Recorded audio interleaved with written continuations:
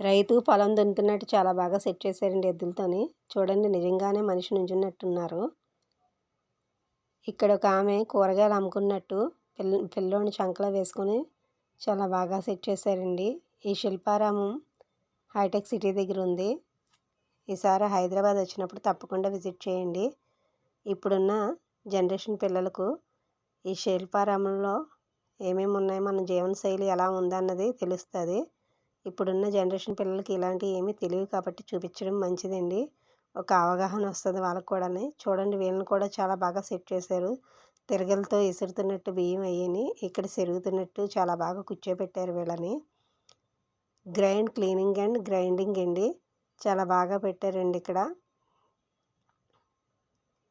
పిల్లలు చూడండి నవ్వార మంచం మీద ఆడుకున్నట్టు చాలా బాగా పెట్టారు. గుడుగుడు కొంచెం గుండారాగం అనేసి వరకు అనుకునేవాళ్ళం కదా, అలాగా వేయిని కూడా చాలా బాగా కూర్చున్నాడు, ఆలోచిస్తున్నట్టు చాలా బాగా సెట్ చేశారు.